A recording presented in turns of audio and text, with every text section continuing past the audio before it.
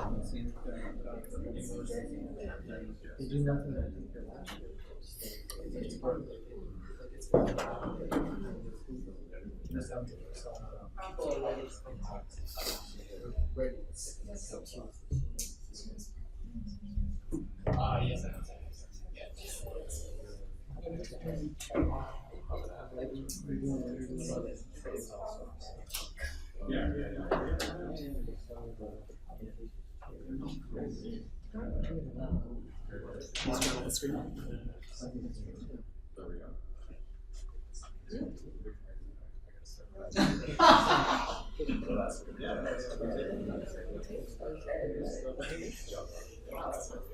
Yeah, there we go.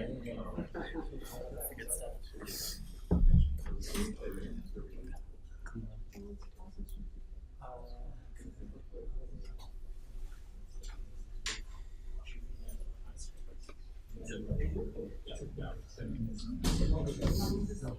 Hey guys.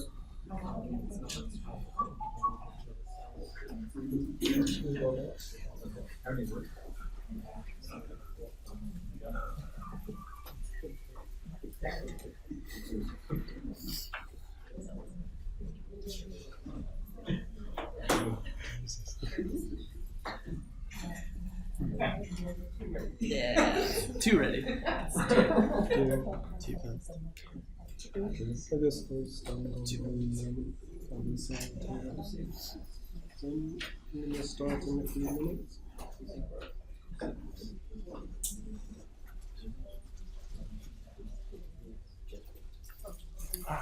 Chris, we need to hook this up. Check it through. Yeah. Do you want to? Shall we test that? Yeah, let's see.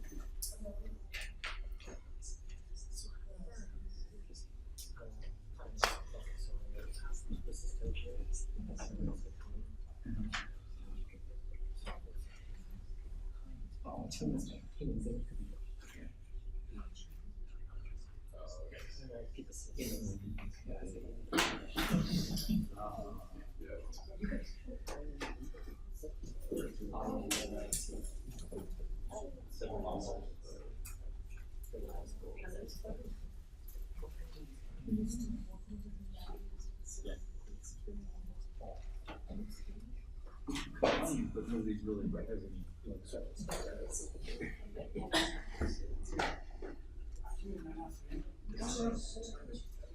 Yeah, haven't started yet. Please come in. I need your passcode. Oh, there you go.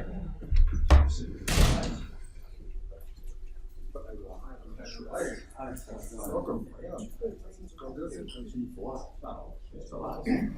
Still working. Still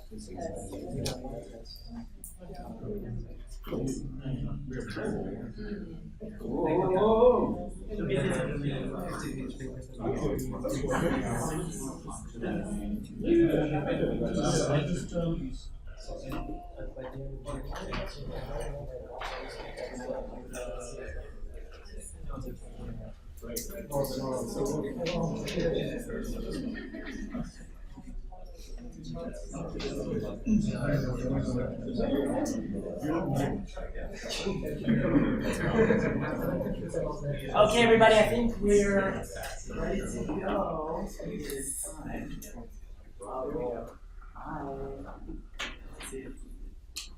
Okay, welcome everybody. Oh, it's a great turnout. Yeah, thank you for coming. So today our presentation is called Smartphone VR as a tool for anxiety reduction. My name is Josh Brunotte. I teach at Aichi Prefectural University near Nagoya. Hi, my name is Chris Hastings and I teach at several universities in Aichi. Okay, so yeah, today's presentation we're going to be looking at the construct of anxiety and why it's important to the classroom, the language classroom. But first, a little bit of background. We started VR research about 2 or 3 years ago. The first thing we did was to create a proof of concept lesson in a kind of, we imagined a future textbook where students might use Google Cardboard headsets, and we created a proof of concept lesson that we presented at Pansig 2016. That's right. Yeah. And Chris and I have also been involved in studies. Yeah, it's a while. Feels like a long time ago, doesn't it? We're interested in helping students prepare to study abroad through VR as well, and we're going to be talking about that too. So we completed a year-long study. We're also undergoing a major study about that topic, so this is our other big concept for today. Okay. All right. Oh, yeah, please. So what we're going to try and cover, and hopefully what you'll come away with today, is first Josh will talk a bit about the construct of anxiety and why as teachers and language teachers we should think about it. And then I'll talk about our research creating a study abroad program that uses virtual reality exposure as part of the program. And then finally we'll demo a freely available app that might reduce the anxiety of your public speaking anxiety of your students. Sounds good. Okay. Okay. Positive feedback right away. I appreciate it. Okay. Okay. So why should we even be concerned about the concept of anxiety as language teachers? Okay. There's a lot of reasons. The theme of the conference this weekend too is about inclusion and diversity, and there are a lot of activities and a lot of students that we come into contact with that can't participate fully because of anxiety. If we really want to be inclusive as teachers, helping them reduce this anxiety and be able to participate in activities fully is part of our job and part of being inclusive. Okay. What does anxiety mean? We know this as a general concept, right? Okay. When we have an event, a life event, or something we're looking at in the future that gives us dread, this makes us react psychologically and physically as well. It affects the nervous system, and it affects our ability to learn and be able to participate with other human beings. How pervasive is this among your students? There's some clues about this because of some data about how pervasive it is for the population as a whole. And at least in the US and Europe, anxiety is the most highly diagnosed psychological disorder, so the most pervasive. So we can imagine that this is probably the condition that's affecting the most of our students out of all the psychological disorders. Okay. And where is this anxiety coming from in the classrooms? There's a lot of different sources of anxiety. But one big one is that a lot of employers, at least in the US, are really pushing universities to teach presentation skills, oral communication skills, and this could be a major source of anxiety for a lot of our students. So employers want students to come out of university with these presentation, oral communication skills, and this causes a lot of problems. Okay. What are some other types of anxiety that our students are facing? There's all sorts of kinds, right? So communication apprehension is a major one. And this occurs not only in language classes, all classes, right? This anxiety about just communicating with other human beings, and especially in our kinds of classes, pair, group activities, this can be a major source of anxiety for students, right? Classroom anxiety is also another category where a fear of teacher calling on you, this kind of pressure. And of course, we all know about foreign language anxiety as well. There's been a lot of research into this by Horowitz and many other researchers. All these anxieties have a detrimental effect on our ability to learn and recall information and actually perform well in assessments. So this is affecting students' GPA. So it's affecting their ability to participate in your activities and their learning outcomes. So it affects everything about their learning. Okay. How is VR used to help with anxiety? Probably we don't know a lot about this, so I just want to introduce it to you. There's actually a very long precedent for using VR to help people with anxiety reduction, probably longer than you would imagine, at least going back the last few decades. That's right. But in the late 90s, this was very cost prohibitive. People had to use very expensive hardware, design their own software. But we're going to show you today some techniques you can use in your own class as well that are very cheap. Okay. Exposure therapy for anxiety is actually very, very effective. It really helps.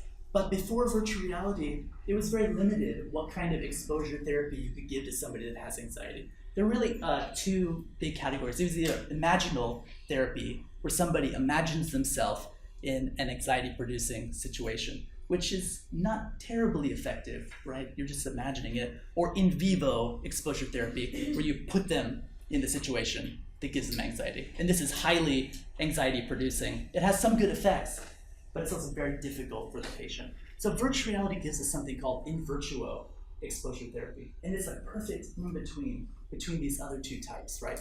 You put somebody in a situation, for example, if you have a fear of heights, you put them in a virtual situation where they're standing high on a building, looking down.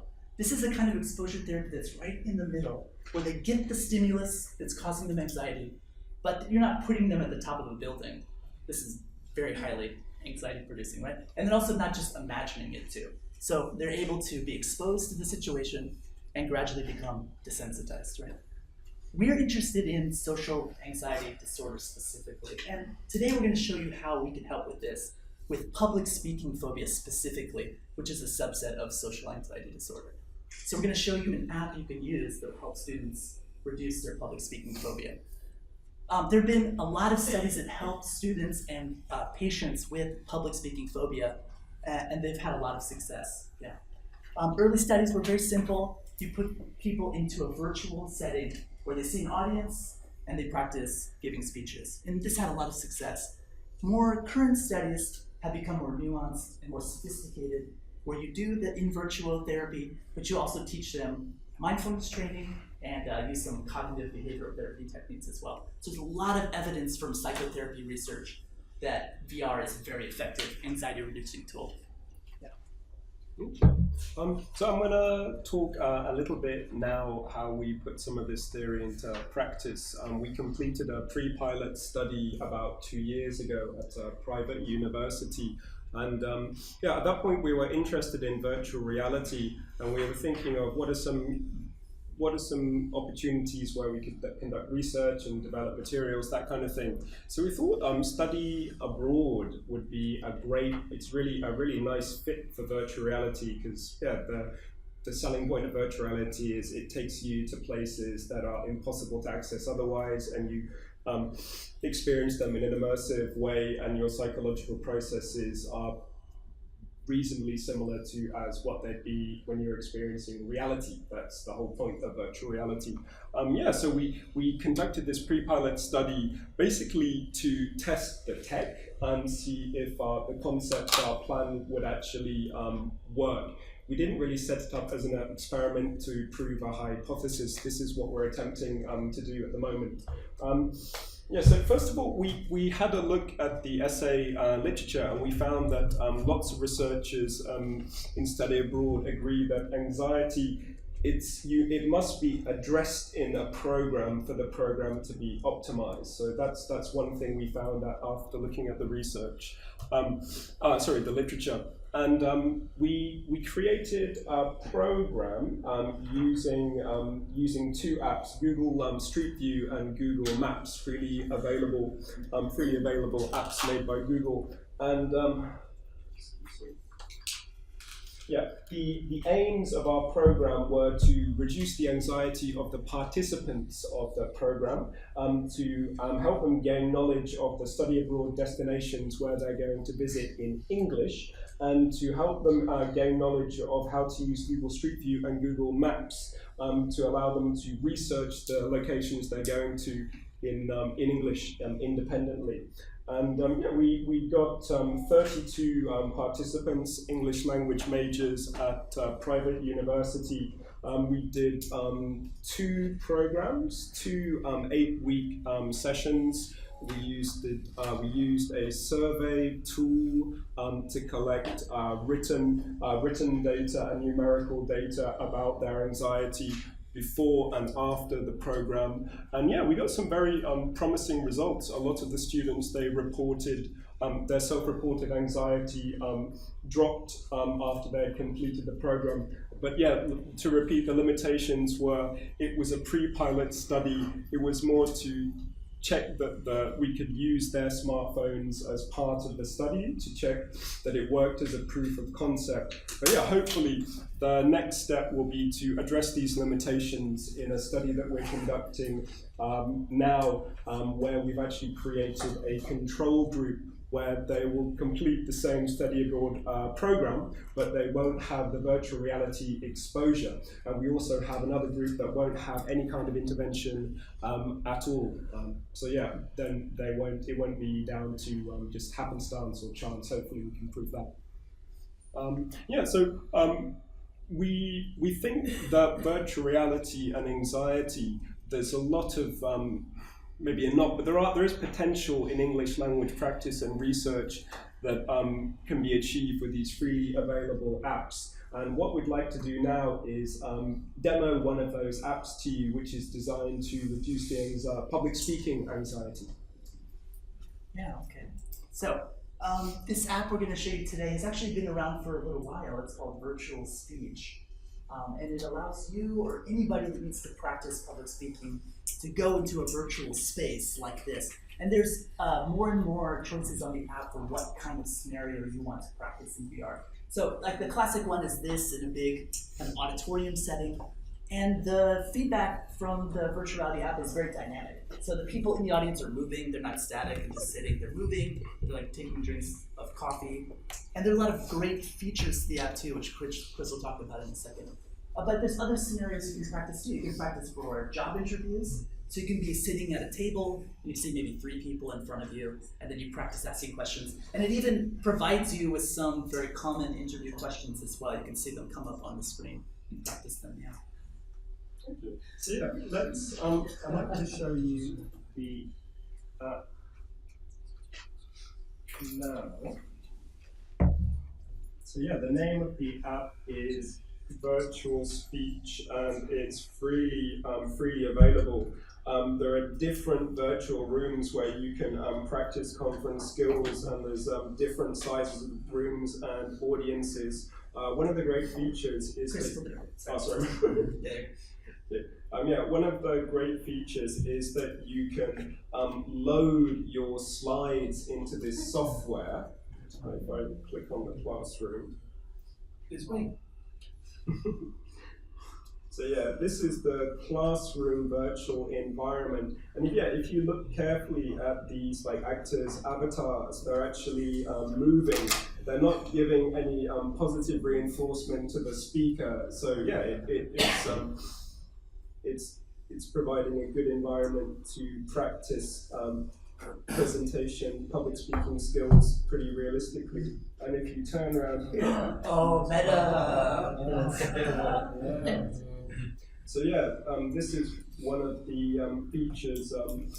If you can make a PDF of your slides and then load the PDF into, if you have an iPhone, through iTunes, it's very easy. And then if I can, where's the little guy gone? Oh, there we go.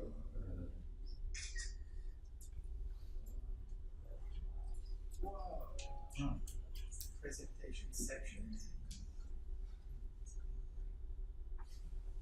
There we go.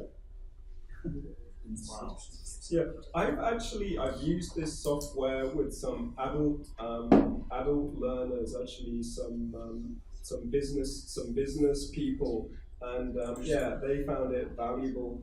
But I haven't used it with my learners in university. But this is, I think, our next step is experimenting with this, and Josh's PhD research will be specifically able to reduce anxiety for public speaking. That's right, yeah. Okay. Can I ask a question? Of course. Yeah. Okay. So what's the difference between getting them up so is the idea of like, instead of getting them up in front of the classroom to do it, doing this first to see if that has an effect on anxiety? That's right. Okay. Since we're talking about in virtual exposure therapy, lets you do this in a kind of face-saving way, right? Okay. So you practice this at home, but it's not just a still photograph. It puts you in a more realistic. So the dynamic audience is actually very helpful. And you get some feedback from the app too as well, Chris. Well, yeah, I think this is a freely available app. But if you sign up, I think, for the paid version, they'll actually analyze your speech. So I'm in the conference room at the moment, and you can see down here it says start analyze, and it will record your voice as you give your presentation. It will also record where you're looking as well, so how much you're looking at the audience, making eye contact, how much you're looking down here. And this company, we don't have any financial connections to this company, by the way. It's a free app. I think using the free functions is perfectly adequate. But yeah, they'll analyze it and send it back to you, which is quite interesting. I'd like to try that out. Yeah, please. The characters, the CGI people in the audience, is there any kind of AI in them? Like can you program like disruptive audience members? Oh yeah, that's next level functionality. Would be great, right? Like try a hostile audience, or like falling asleep or something. It'd be amazing. Yeah. There's a few of these apps.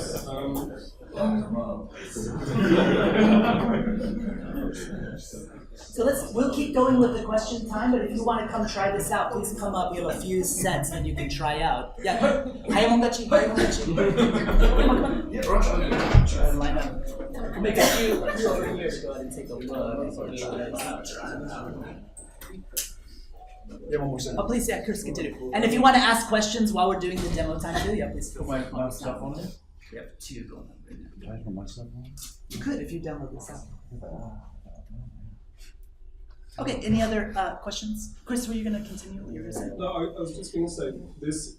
There's quite a few apps on the market now, and in some of the apps you can change how the audience acts. So you can have some audiences that chatter. You can have some audiences where you get a little bit of negative feedback. This is not the study abroad project. We can talk about that too. Okay. We just wanted to do this.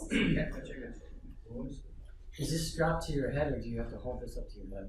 It does come, so these, we didn't really introduce, so these headsets are called Google Cardboard. They're very low cost headsets, they cost less than 1,000 yen. And of course the students provide their own cell phones to use with this, right? But they do come with straps that can go around your head, but they're very, very lightweight, so it's easy to just hold onto them and put them up to your head. And That's cool. when we use them in class, we don't use them for very long periods of time either. There's eye strain or other issues that you need to take breaks pretty frequently, so it's usually not necessary to strap it to your head. Yeah. It's good. I was going to ask about that. What period of time? 5 minutes or 10 minutes? How long would people want to like you said? It really depends on the student too, and it depends on the headsets, because some headsets allow you to change the width of the eyes, right? And also the focus with the smartphone. But these are very, very simple. So if it's not matching the student's eyes well, or if their phones are too small, other issues, they'll get eye strain faster. So, yeah. You're wearing glasses or they're really market saturated now. You can buy them in the 100 yen store. Yeah, Donkey has them as well. Yeah, they have kind of, I think, silicone versions that are a little more durable than this too. They're still under 1,000 yen. Question. Yeah. In terms of the study abroad program, I just wonder about knowing who the students are, if they're going, say, to the UK or whatever, ahead of time, so you have information, virtual reality information. That's a good point. Do you want to feel this one?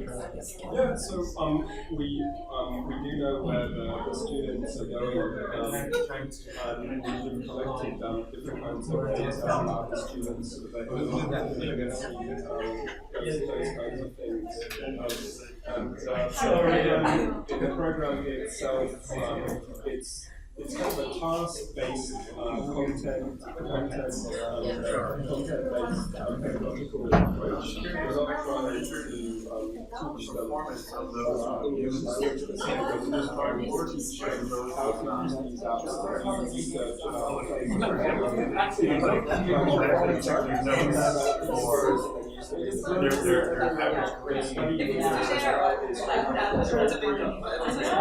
there's one group where they'll be exposed to the destinations, they can walk around the stations, and then the other group where they won't be exposed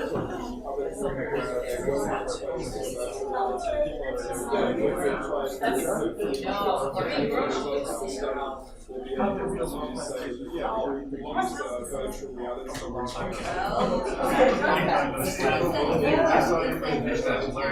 Oh, God.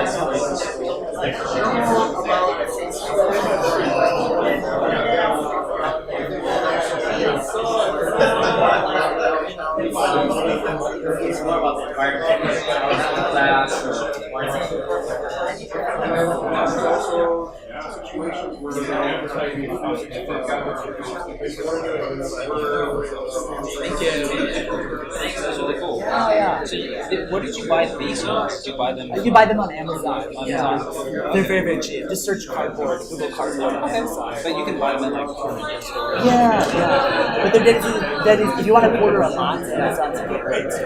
If you need a classroom set, right? In terms of the app itself, do you think is this app like light enough that the students can download during class, or is this something that they go home? I think it's only a couple. I think it's tens of megabytes. I don't think it's Okay, so it's over not too 100 big. megabytes. Because sometimes asking students to download an app for class is like more than like 100 megabytes. Yeah. It's just data too much. We're very conscious of data use for students too. So. Okay, cool. Thanks a lot.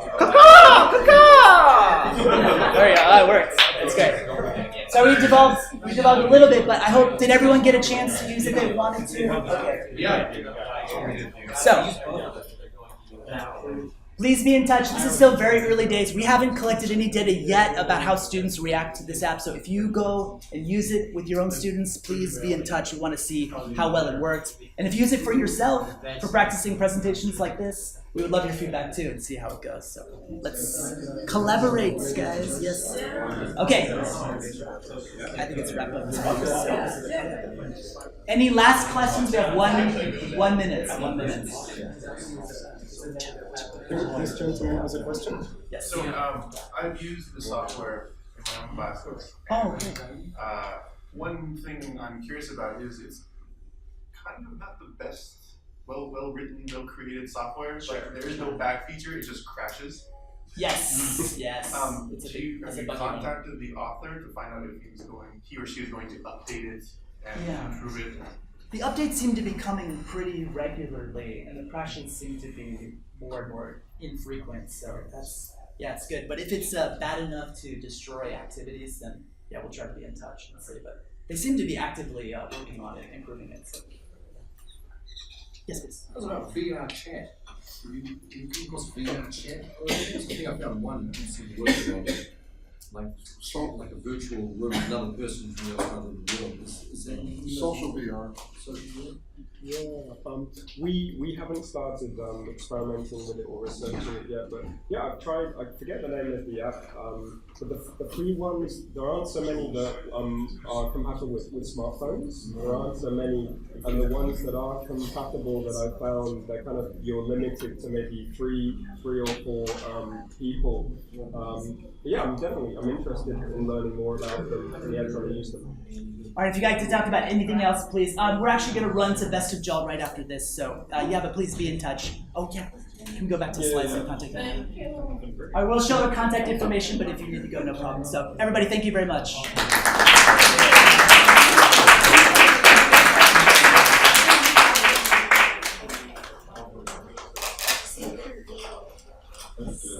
Yeah, by the way, this is our website. We'll put up these slides on the website and also some of the program's materials too. Thanks for coming. Long time no see. Yeah, how's it going?